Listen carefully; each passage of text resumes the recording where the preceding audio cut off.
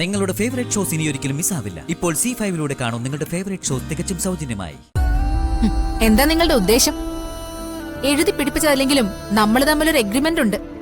ഈ കുഞ്ഞ് ജനിച്ചയുടൻ എനിക്ക് ഡിവോഴ്സ് തരാന്നുള്ള എഗ്രിമെന്റ്.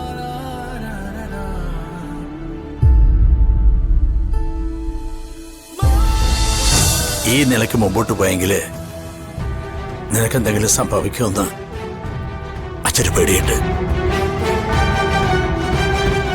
അച്ഛാ, ഇവിടുത്തെ അച്ഛനും അമ്മയും വേണ്ട, അവര് നിന്നെ നല്ലോണം സ്നേഹിക്കുന്നുണ്ട്. അവര് നല്ലവരാണ്. ഇതൊക്കെ 1000 വട്ടം ഞാൻ കേട്ടതാ. അതെനിക്ക് പരിപൂർണ വിശ്വാസമാണ്. പക്ഷേ ജീവനാണ് നിന്റെ കൂടെ ജീവിക്കേണ്ടത്. ഞാൻ സുജാതയോടും രഘുവിനോട് സംസാരിക്കാം. മനുഷ്യരല്ലേ, ജീവിതത്തിൽ ചില അബദ്ധങ്ങളൊക്കെ സംഭവിക്കാം. അത് തിരിച്ചറിയുന്ന അവസരത്തിൽ അത് തിരുത്തുക എന്നുള്ളതാണ് ബുദ്ധിയുള്ള മനുഷ്യർ ചെയ്യുക. ഈ കുടുംബമായിട്ടുള്ള നിന്റെ ബന്ധം, ജീവനുമായിട്ടുള്ള ദാമ്പത്യ ബന്ധം, അത് തിരുത്താനുള്ള സമയമായി. ഞാൻ പറയുന്നത് ഒരു വിവാഹമോചനത്തെ കുറിച്ചാ. അച്ഛൻ എന്തൊക്കെയാ പറയുന്നേ?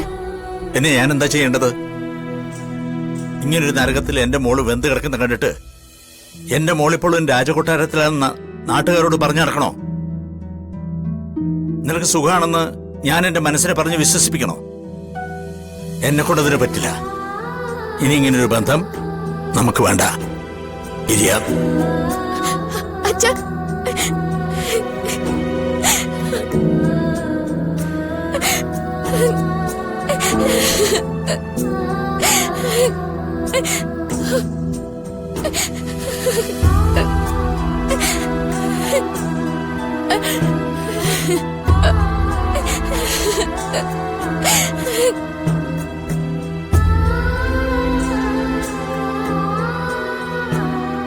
മോനെ ഹരി, അതെ, കുഞ്ഞിന്റെ നൂലുകെട്ട് ചടങ്ങ് നടത്തണ്ടേ? വേണം. അവളുടെ കാര്യത്തില് ഒരു കുറവും വരുത്താൻ പാടില്ല. ആ, ഇതേ കാര്യം രാവിലെ ഞാൻ വീണോട് സംസാരിച്ചായിരുന്നു. അവള് പറഞ്ഞ മറുപടിയൊന്നും അമ്മാവനെ ആവർത്തിക്കണ്ട. അതിൽ അമ്മാവന് നല്ല സങ്കടം ഉണ്ടായിട്ടുണ്ടെന്ന് മുഖം കാണുമ്പോ അറിയാം. ഒരു നല്ല മകളാകാൻ അവൾക്കൊരിക്കലും പറ്റിയിട്ടില്ല. അപ്പൊ പിന്നെ അവസാനത്തെ പ്രതീക്ഷയായിരുന്നു ഒരു നല്ല അമ്മയായിട്ട് അവള് മാറുമെന്ന്. അതും വെറുതെയായി. കുഞ്ഞിനെ കുറിച്ച് പറയുന്ന ശാപവാക്കുകൾ കേട്ടാല് സഹിക്കലടാ.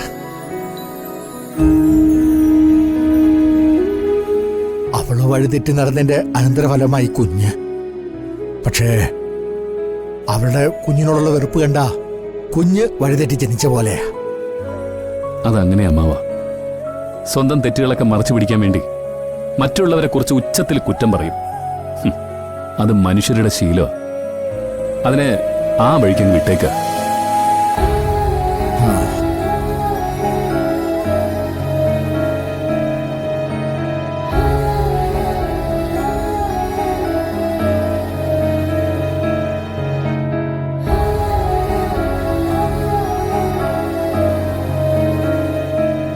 ആ എടാ, ഈ നൂലുകെട്ടിന് ഒരു മുഹൂർത്തം എടുക്കണം.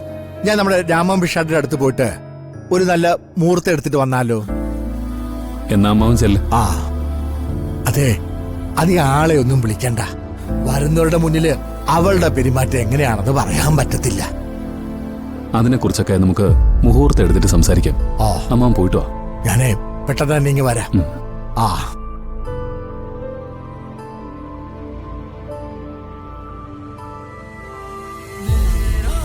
ചടങ്ങ് എങ്ങനെയാ?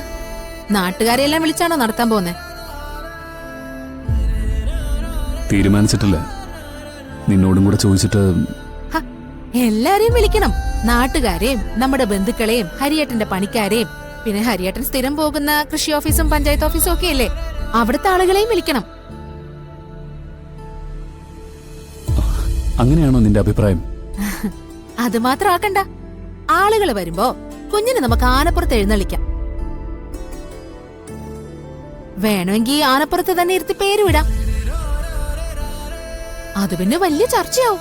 നാട്ടുകാര് പറഞ്ഞു നടക്കുകയും ചെയ്യും. പേരിടണമെങ്കിൽ ഹരി കുഞ്ഞിന് പേരിടുന്നത് പോലെ പേരിടണോന്ന്. എന്താ നിങ്ങളുടെ ഉദ്ദേശം? എഴുതി പിടിപ്പിച്ചതല്ലെങ്കിലും നമ്മൾ തമ്മിലൊരു എഗ്രിമെന്റ് ഉണ്ട്. ഈ കുഞ്ഞ് ജനിച്ചയുടൻ എനിക്ക് ഡിവോഴ്സ് തരാന്നുള്ള എഗ്രിമെന്റ്.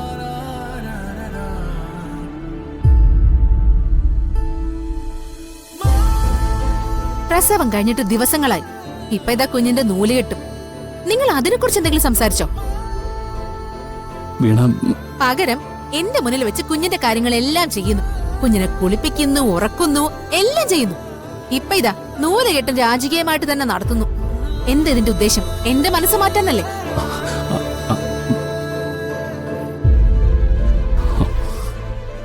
ഒന്നല്ല 1000 തവണ ഞാൻ നിങ്ങളോട് പറഞ്ഞിട്ടുണ്ട്, എനിക്ക് നിങ്ങളെ ഇഷ്ടമല്ലെന്ന്. ആ കുഞ്ഞിനെ എനിക്കിഷ്ടമല്ല. നിങ്ങൾ രണ്ടും ചത്താ പോലും എനിക്ക് അതിലൊരു വേദന ഉണ്ടാവില്ല. വീണേ, എന്നെ തോൽപ്പിക്കാൻ വേണ്ടി ഇത്രയും ക്രൂരമായ വാക്കുകളൊന്നും നീ പറയണ്ട. അതും സ്വന്തം കുഞ്ഞിനെ പറ്റി. ഈ സെന്റിമെന്റൽ ബ്ലാക്ക്മെയിലിംഗ് ഒന്നും വേണ്ട. എനിക്ക് ഡിവോഴ്സ് കിട്ടിയേ പറ്റൂ. അതിനുള്ള മാർഗം എന്താണെന്ന് നിങ്ങൾ ഉടനെ പറഞ്ഞേ പറ്റൂ.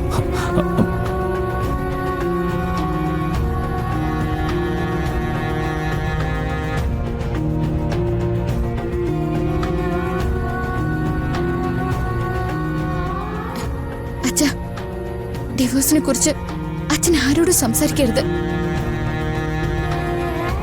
അങ്ങനൊരു കാര്യം എനിക്ക് ചിന്തിക്കാൻ പോലും പറ്റില്ല. എന്നിട്ട് എന്തിനാ ഇവിടെ ഇങ്ങനെ അവന്റെ അടിമയായിട്ട് കിടക്കാനാ? സമ്മതിക്കില്ല ഞാൻ. ഇവിടുത്തെ അച്ഛൻ, അമ്മ, ജ്യോതി, അവരെ കുറിച്ചൊന്ന് ഓർത്തു നോക്ക്. അവരെന്നെ എത്ര സ്നേഹിക്കുന്നുണ്ടെന്ന് അച്ഛന് കൂടി ബോധ്യപ്പെട്ടതല്ലേ? ഞാൻ സമ്മതിക്കില്ല. നിങ്ങൾ തമ്മിൽ ഇനി ഒന്നിച്ച് ജീവിക്കണ്ട.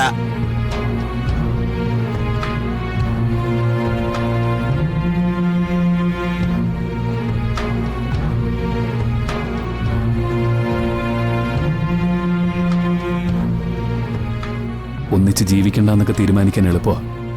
പക്ഷേ നിന്റെ കുഞ്ഞിനെ കുറിച്ചൊന്ന് ചിന്തിച്ചു നോക്കിയേ. അതിനൊരു ഭാവിയില്ലേ? അത് നല്ല രീതിയിൽ വളരണ്ടേ? അതിന് നിങ്ങൾ കെട്ടിപ്പിടിച്ചോണ്ടിരിക്കുവല്ലേ? ഞാൻ കൊടുത്തവരിൽ നിന്ന് തട്ടിപ്പറിച്ചെടുത്തതല്ലേ? കൊണ്ടുപോയി വളർത്ത്. അതിന് എന്റെ ആവശ്യം എന്താ? എടി, ഒരു കുഞ്ഞിന് അമ്മ എത്ര പ്രധാനപ്പെട്ടതാണെന്നൊന്നും ഞാൻ നിന്നെ പറഞ്ഞ് മനസ്സിലാക്കേണ്ട ആവശ്യമൊന്നുമില്ല. എന്റെ കുഞ്ഞിനൊന്നും നഷ്ടപ്പെടരുതെന്ന എന്റെ ആഗ്രഹം. അതുകൊണ്ട് ഡിവോഴ്സിനെ കുറിച്ചൊന്നും തൽക്കാലം ചിന്തിക്കണ്ട. ഇത് ചതിയാ. നിങ്ങളെന്നെ ചതിക്കാനാണ് തീരുമാനമെങ്കിലേ ഞാൻ നേരെ കോടതിയിലേക്ക് പോകും. എന്റെ കുഞ്ഞിന് നിങ്ങളുടെ കൂടെ വളരാൻ ഒരു അവകാശമില്ലെന്ന് ഞാൻ ബോധ്യപ്പെടുത്തും. അവിടെ ഇത് സ്വന്തം കുഞ്ഞാണെന്ന് നിങ്ങൾ തെളിയിക്കേണ്ടി വരും. ടെസ്റ്റുകൾക്കും പോകേണ്ടി വരും. എല്ലാം കഴിയുമ്പോ കോടതി വിധി എഴുതും ആ കുഞ്ഞ് നിങ്ങൾ തമ്മിൽ ഒരു ബന്ധമില്ലെന്ന്. വീണേ, ഡൗൺലോഡ് ചെയ്യൂ C5 ആപ്പ്. കാണൂ എല്ലാ എപ്പിസോഡുകളും സൗജന്യമായി.